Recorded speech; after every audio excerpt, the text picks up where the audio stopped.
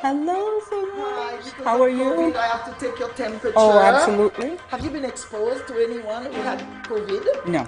No. Okay, once upon a time I would hug you, but darling, right now, namaste. Namaste. Come with me. Sure.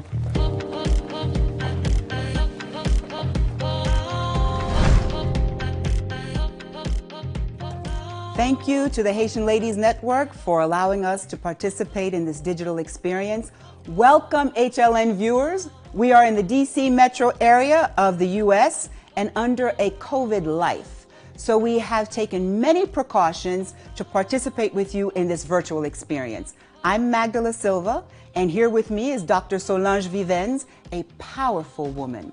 How do we define a powerful woman? This poem sums it up for me. A powerful woman need not be a politician. She need not be a scientist. She need not be an inventor. Neither does she need to be an entrepreneur. However, a powerful woman is she that builds a home, nurses, nurtures, and mentors tomorrow's leaders. We are with a powerful woman today who is a businesswoman, author, and nurturer of tomorrow's leaders. We are going to have some girl talk and words of wisdom about her new book, Girls Can Move Mountains, Rewriting the Rules of Female Entrepreneurship. Hello, Solange. Thank you for being with us today. Well, hello, Magdala, and thank you for coming to my home. Well, it's wonderful to be here. Now, I want to jump right in because there's a lot of questions that I have having read this book. And for example, I find that from the title of the book, people write books for many reasons, but there seems to be an underlining theme of Haiti in your book. Mm-hmm. You left Haiti when you were 19. Why is Haiti so prevalent for you? Well, actually, my life begins in Haiti. I was born in Haiti. I am a Haitian woman. As such, if I'm going to write a book about my life, I need to start from the very beginning, which is Haiti. I was born in Port-au-Prince. So, again, in your storyline, I noticed that there are lots of constructs. You use a lot of different constructs that seem to guide you along your way in your life.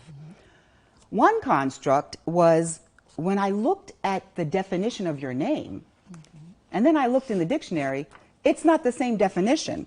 For example, if you don't mind, I'll read to you.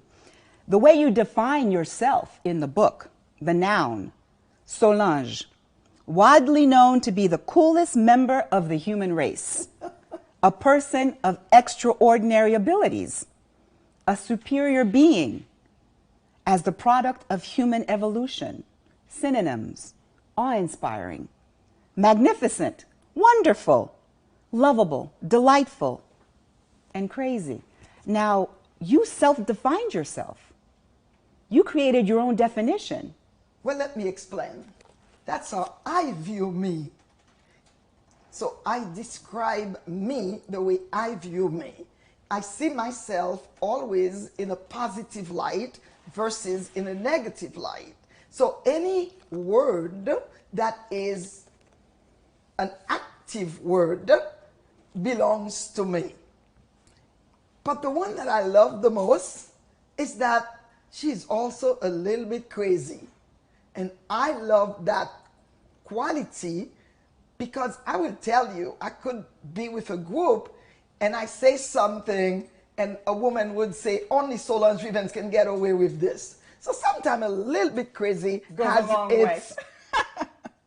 But the other thing I noticed, the other construct that you seem to have that guided you in your life was this turtle. And you're wearing an absolutely beautiful turtle necklace.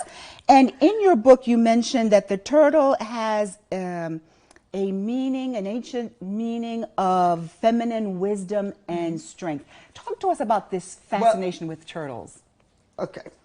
So I'm going to start from the beginning, and then I'll talk about the strength of the turtle.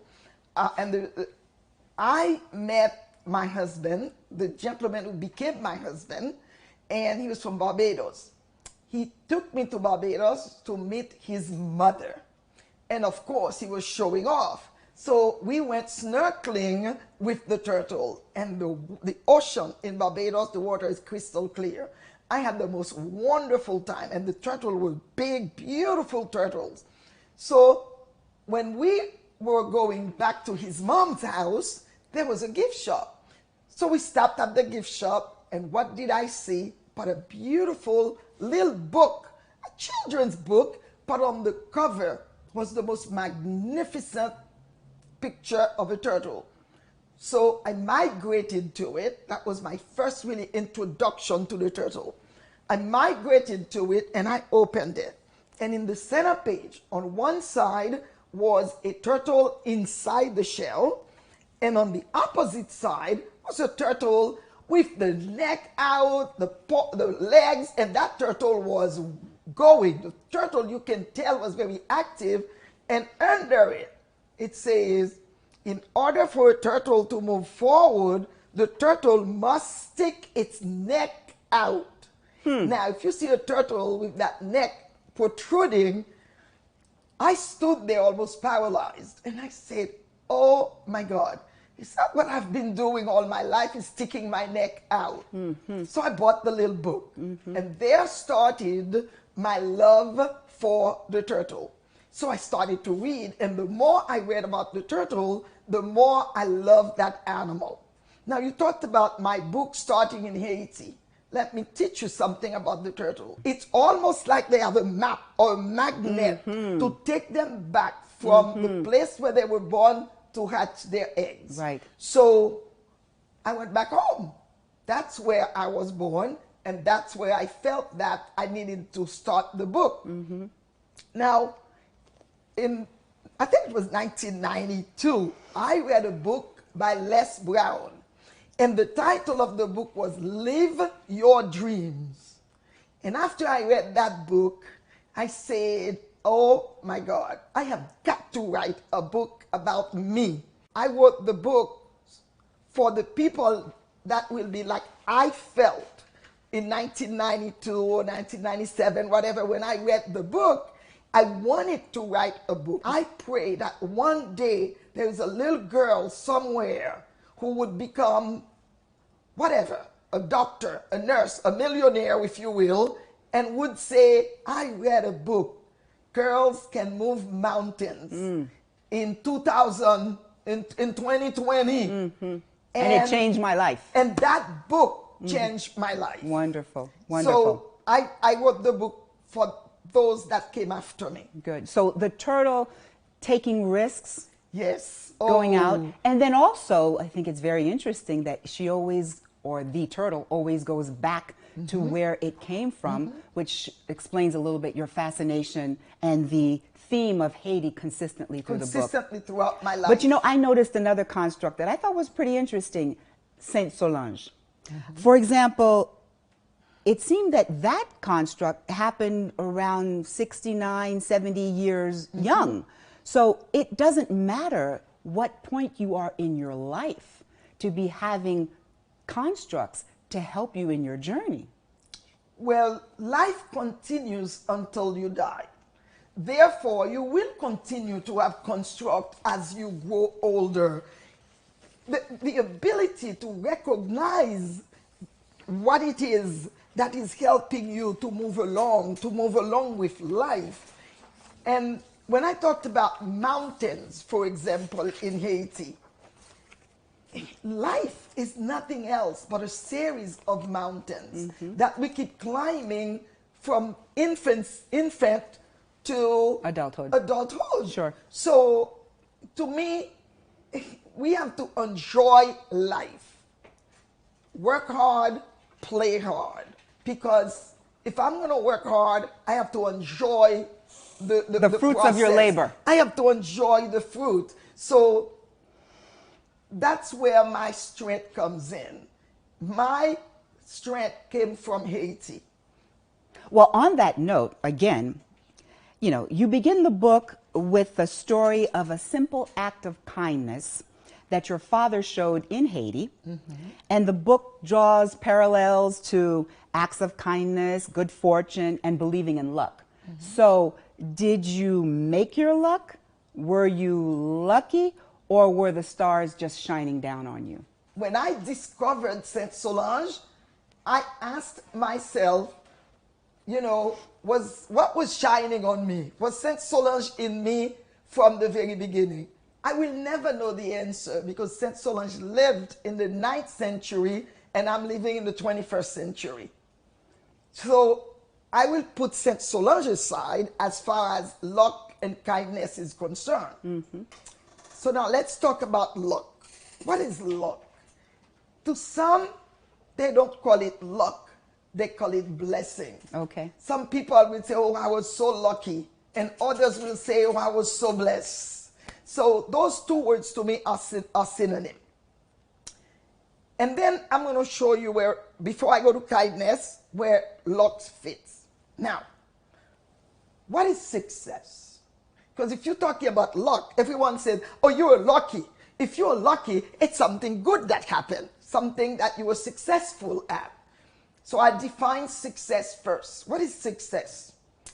I have my own formula. And my formula is success equals preparation plus opportunity plus luck. You need all three in order for you to be successful. You might be a PhD, well educated, but you were so unlucky. You were never at the right place at the right time. Mm-hmm. Or there was never an opportunity for you. However, you could have the opportunity, but you were not prepared. Mm-hmm. So for me, success, you got to put all three together, mm-hmm. which is preparation, opportunity, and luck. Mm-hmm. So that's what success means to me. Mm-hmm. And luck plays a big role in that. But you, did you want to continue? Yeah, but unfortunately, I was getting ready to say you have some people who are so lucky they don't even recognize they are so lucky. You know, in life, if you're positive, you're going to see all the luck around you. You're going to see all the blessings. But if you're a negative person, the blessing is at your feet and you don't even see it. Mm-hmm.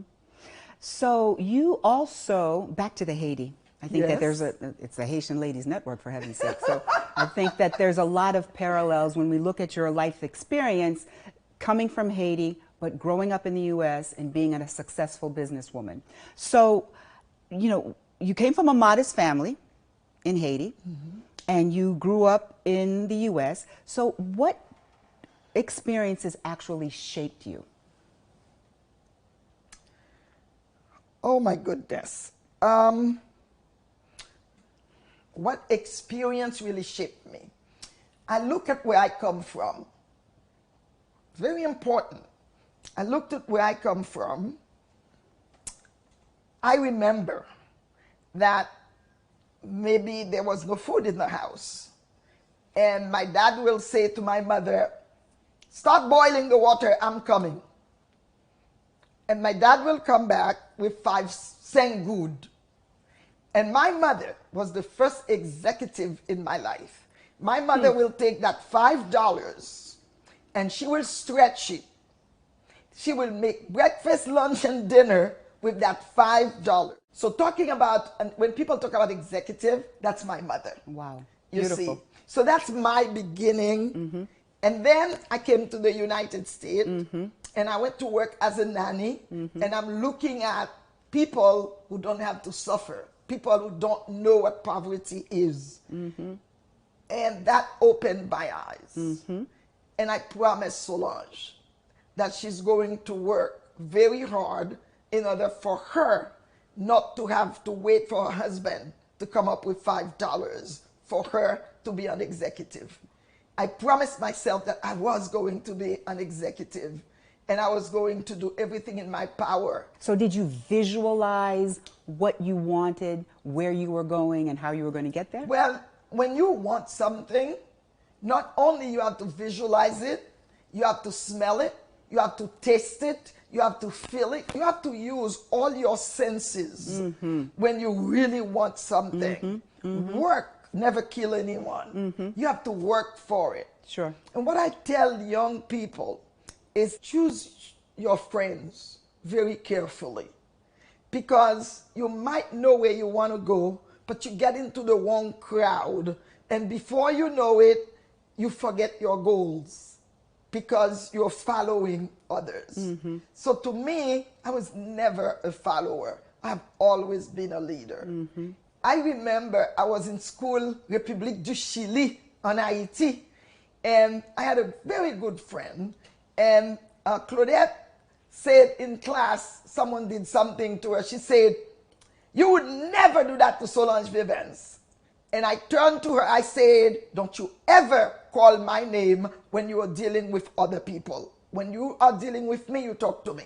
And by doing that, I automatically intimidate the others so that they know not to play with me. They don't fool around with you. Not with me. But you know, another thing, a theme that was very interesting again in the book, I mean, so many pearls of wisdom here. You talked about, in fact, the structure of the book is sort of sweet and sour. In fact, you even have a chapter called Sweet and Sour. But the way that you build up the sweet and sour in your book, you almost make it sound like it's a delicacy. So talk to us about sweet and sour as it relates to life's challenges and life's possibilities. Life is never all sweet. Therefore, you cannot look at life and enjoy life when it's sweet.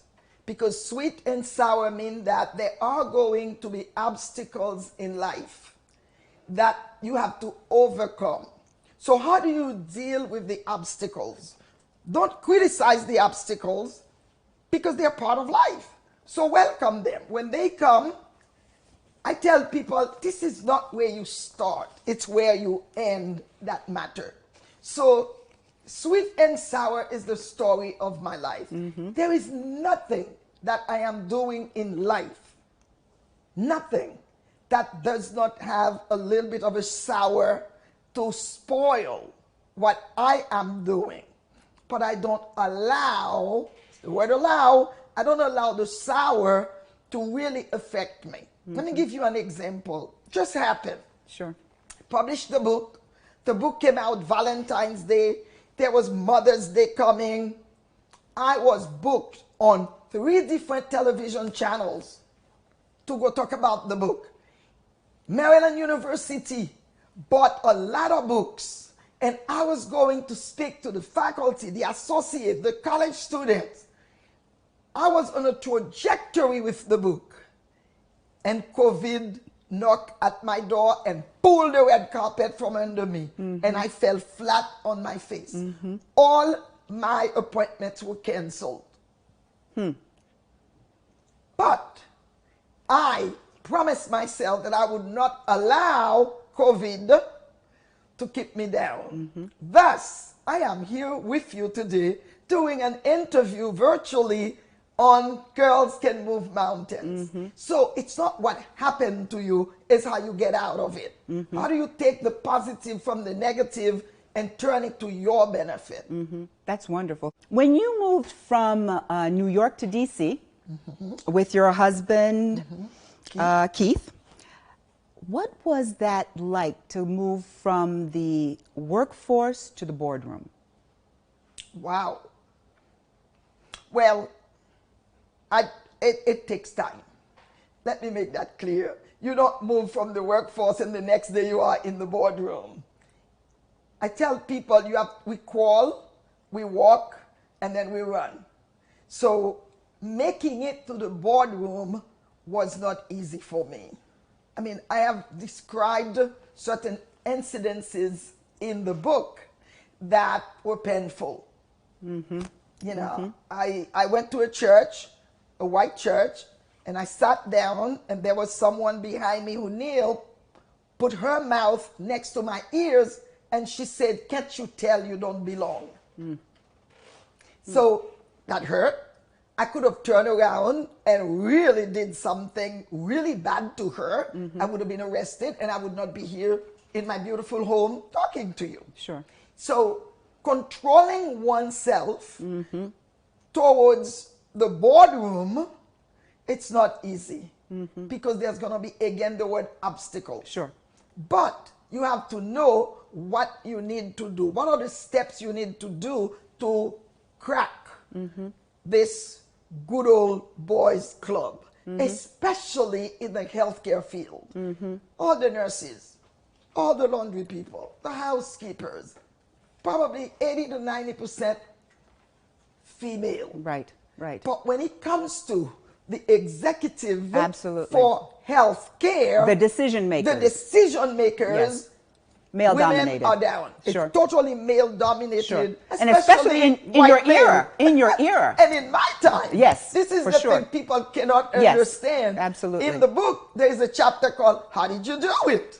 Everyone wanted to know. I had 2 nurses that came to me and they said, Dr. Vivens, can you tell me how I can get my own nursing home? And I said, honey, it will take time, but come to my office, we'll talk. And when I started to talk, she said, well, I guess I will never own my own nursing home. Because I started to tell her what it took Sure. to get to that point. Yeah. So cracking the glass ceiling is, again, luck. But what happens when the glass ceiling breaks? Well, let me tell you, before you even get in, you have to walk the walk and talk the talk. You have to look like you belong in that boardroom Right. before you even open the door to get in. Right. What I did when I finished nursing, I went to modeling school. I'm a graduate of Barbizon School of Modeling. So I went to modeling school. I modeled on Fifth Avenue.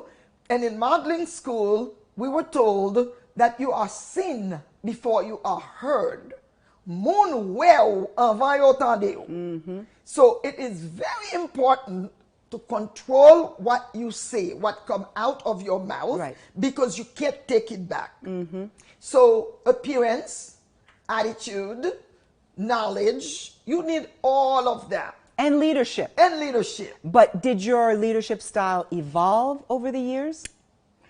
Does it evolve? Like everything else, you grow into it. You see, when you talk about leadership. But you see, people talk about leadership. Before you talk about leadership, I like to talk about the leader. Because you have to have the leadership skills, the leadership abilities in order for you to lead. So the first thing you have to do is to know how to lead you. Absolutely. If you can't even lead you, how can you lead other people? Absolutely. But I want to go back to something you said earlier about presentation. You wrote, I learned you are seen first and then heard. Therefore, a good impression starts with one's appearance.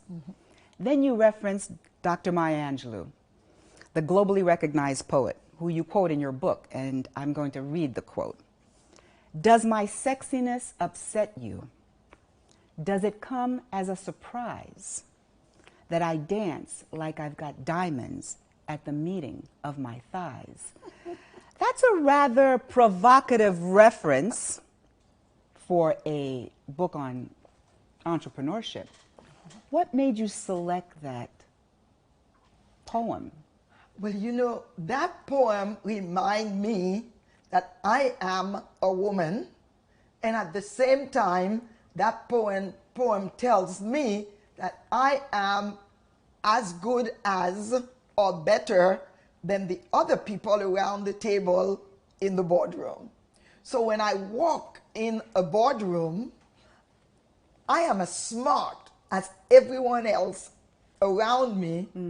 Maybe the difference between us could be called anatomy.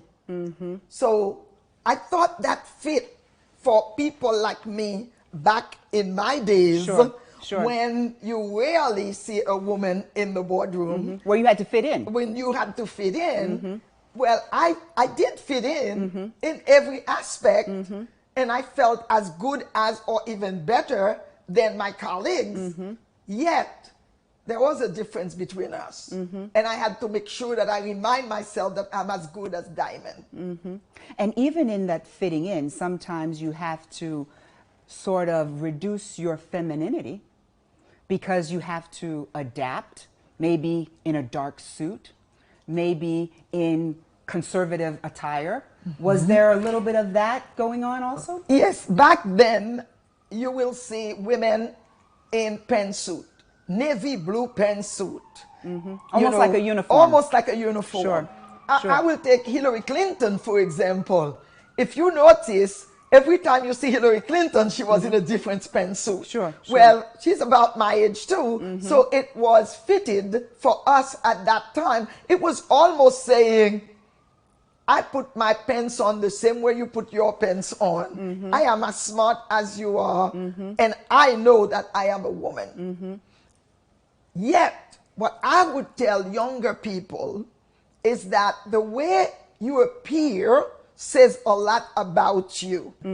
So in your adaptability in the boardroom, the reference to the poem is that you never forget that you're actually a woman. That's exactly right. And that it's a beautiful thing. And that womanhood is bringing humility and empathy and maybe concern, which is a voice that seldom was being heard around the boardroom. Around the boardroom. Wonderful. And now I'm happy to say that we are more women.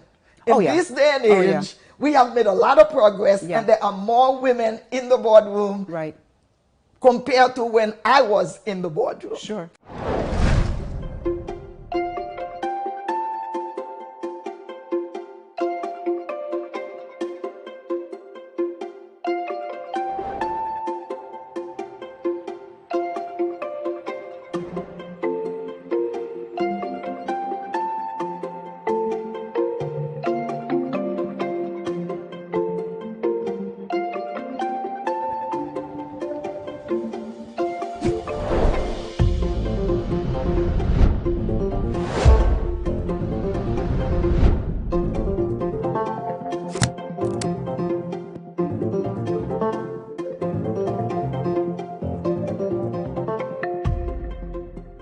Thank you so much, Solange. We are here in the nation's capital on the Washington Mall between actually the Capitol and the Washington Monument. What a gorgeous day in Washington, D.C.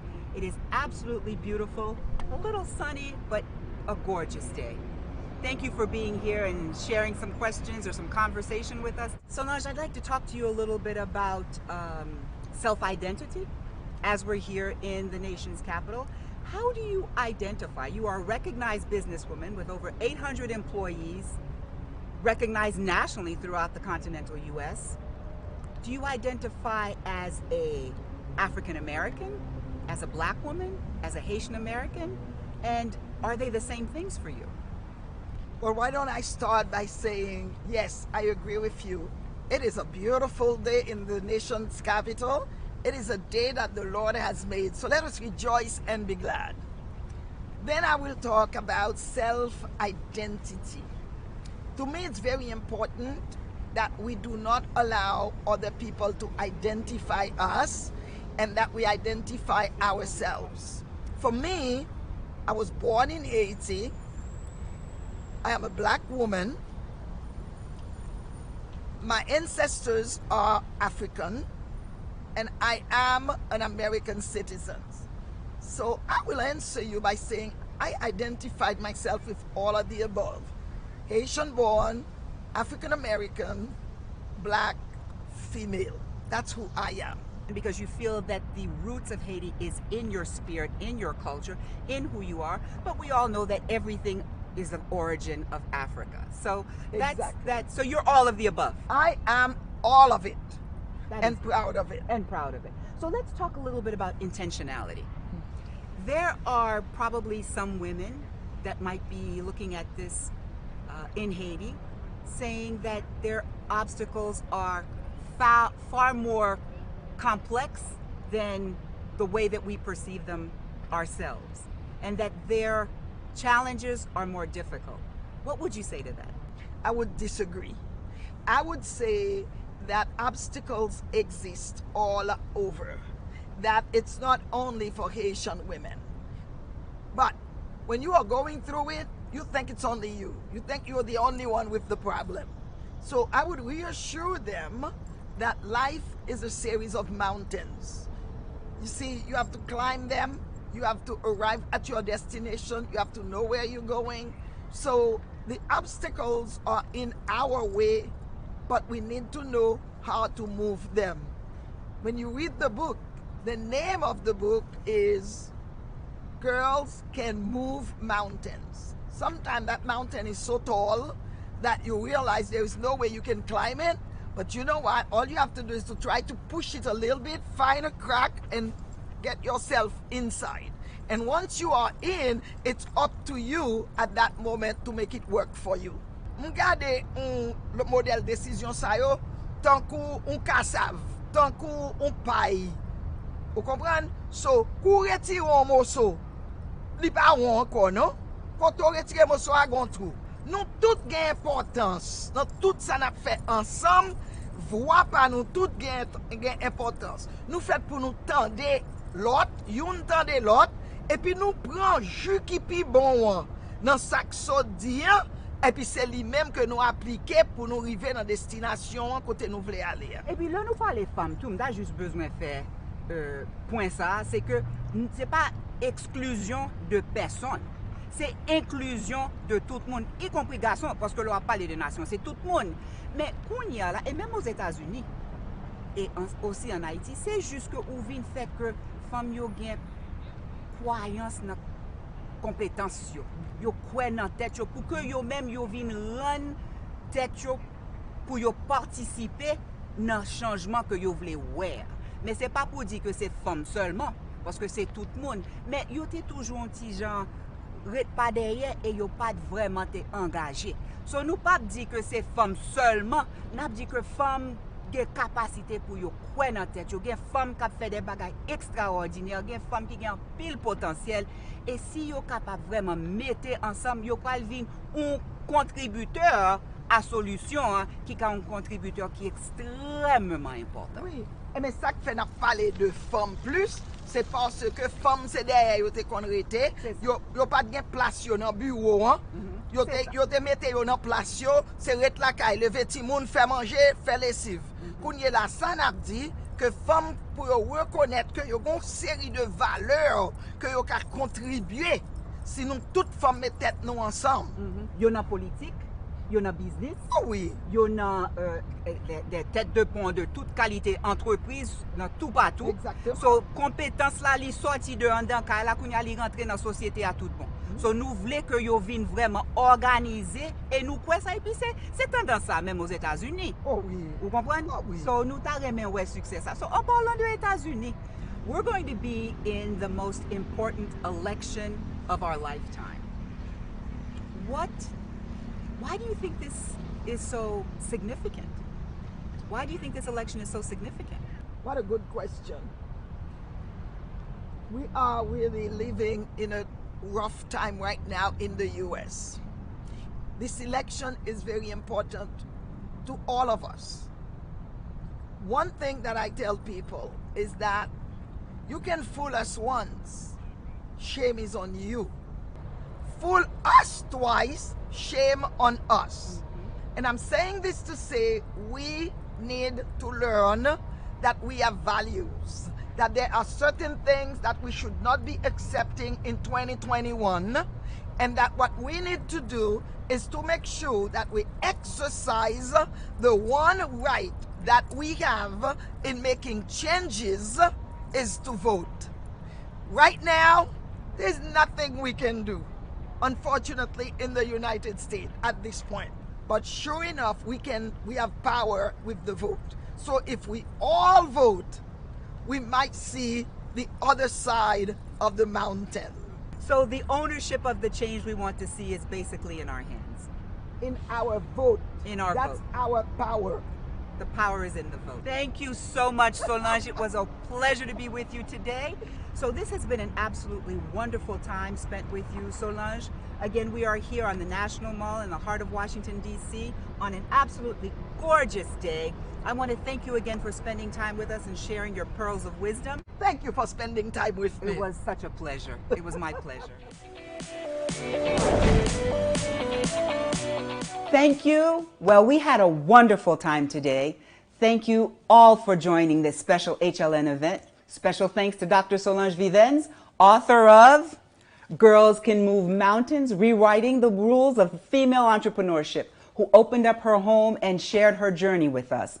I hope this time together was insightful and inspirational for each and every one of you, and that you were able to add some tools to your toolkit to ignite your power. If you have not yet read the book, I highly recommend that you get a copy. It's being translated in Creole and will be available in Haiti by the end of the year. It will also be in an Audible format. Us two girlfriends had a wonderful time together right outside the nation's capital, and we were glad that you were able to join us. Don't forget to use your power in your vote. Thank you, et à la prochaine.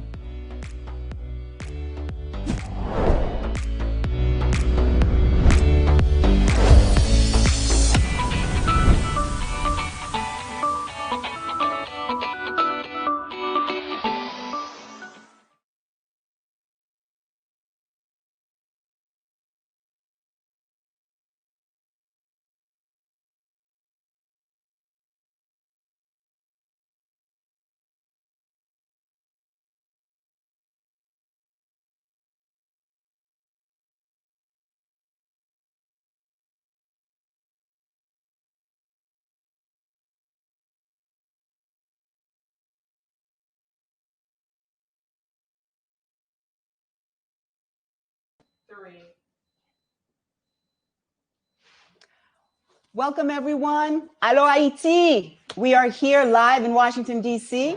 to pose your questions to Dr. Solange Vivens.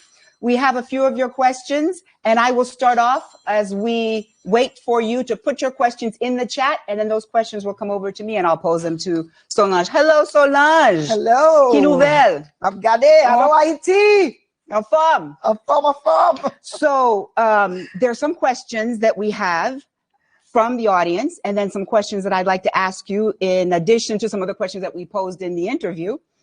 What you in your book, you wrote, I knew I was marketable, but I still struggled with separation anxiety. I had knowledge and power, and I knew how to use them for personal and professional growth. How did you manage your power, and how did you use your power to meet your goals? Okay, before I start talking about managing power, I would like to explain power. Because people talk about power. What is power? Where does power come from? Knowledge is power. So in order for you to exercise power, the first thing you have to do is to gain the power. Mm-hmm. And in gaining power, it's gaining knowledge. So the first thing I had to do was to educate myself. Remember, I came to the United States. I didn't have a mother, a father. I didn't speak English. You know, I had to really rely on me to figure out how I am going forward. Mm-hmm. So the first thing I had to do was education, mm-hmm. because knowledge is power. Once I was educated, the next thing I had to do was to figure out, okay, you have all this education, you have all this knowledge, how are you going to use it? Now, there are many ways to use power. You can use power positively, or you can also use power in a negative way. So I wanted to use power to benefit Solange. What I did, I volunteered a whole lot. By volunteering, people now are learning who I was and what I knew. And by doing that, people started to call me and they started to offer me positions. In the District of Columbia, I applied for my first job and I never applied for another position. People will say, well, call Solange Vivens. Now, how did I become so popular? Just by speaking out and letting people know what I know, and also being very positive and kind to people. Wonderful. The other thing, let's talk a little bit about mindset, because mm-hmm. I think you set your mind intentionally to achieve the things that you wanted to achieve. But in the book you wrote, you were in the business, well, actually you were in the struggle in your business life, as we all do, as mm-hmm. we have businesses. Mm-hmm. But you write that I had to make it a point to handle negative events with a conqueror's mindset. Mm-hmm. Well aware that, like mountains, life is a succession of peaks and valleys. Very interesting. Talk to us about that period and talk to us about what is a conqueror's mindset. A conqueror's mindset is a positive mind, knowing where you are going, knowing what you want, and understanding to get what you want. You also have to learn to share, because if you are in wanting to win, you want to win, you want to arrive, you want to do this, you want to do that, it's you, someone will pull the carpet from under you. So when you want to conquer, you have to understand that you can't go at it alone. Wonderful. You can't go at it alone. Regardless, if you have a two-person business, I reached a point in my business, I had over 800 employees in my business. And I had to manage that staff, but you can't do it by yourself. If you want to arrive at your destination, you have to understand that there are a lot of people around you that will help you to get there, providing that you want it to be a win-win. It's a win for them and it's a win for you. There are three ways it can go. There's something called a win-win, a lose-lose, or a win-lose. Okay? A lose-lose, both parties gone. Okay? No one benefit. A win-lose is bad because you win and everyone else are at a loss. That's not good either. So to a conqueror's mind is when you understand that it takes all of us to arrive where we are going, and that is a win-win. Let me give you an example.